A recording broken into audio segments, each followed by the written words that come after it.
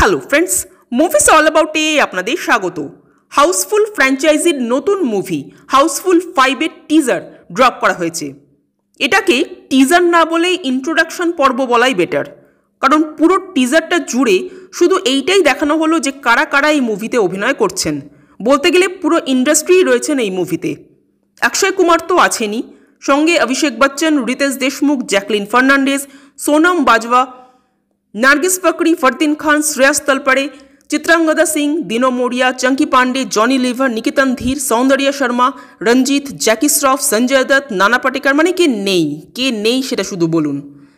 Teaser দেখে যেটুকু ঘটনা বোঝা যাচ্ছে, এই পুরো টিমটা একটা ক্রুজে রয়েছে।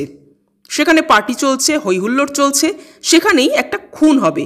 এবার কে খুনটা করবে, এই খুনের পেছনে কোন ঘটনা লুকিয়ে আছে, সেটা নিয়েই পুরো মুভি, এবং যথারীতি সেটা কমেডির মোড়কে মোড়ানো।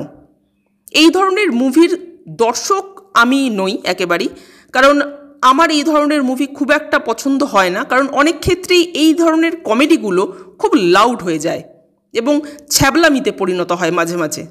যাই হোক, সেটা অ্যাজ অ্যান অডিয়েন্স আমার ব্যক্তিগত অভিমত। টিজার সম্পর্কে এমনিতে কিছুই বলার নেই, কারণ এটা ঠিক টিজার হয়নি, যেটা আগেই বললাম। এখানে শুধু অভিনেতাদের ইন্ট্রোডিউস করানো হয়েছে মাত্র।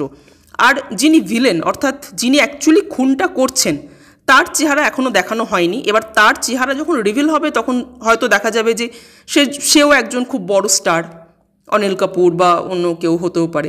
যাই হোক, তো আপনাদের টিজারটা কেমন লেগেছে কমেন্ট করে জানাবেন। আর আমাদের ভিডিও ভালো লেগে থাকলে প্লিজ লাইক, শেয়ার ও সাবস্ক্রাইব করতে ভুলবেন না। Thank you.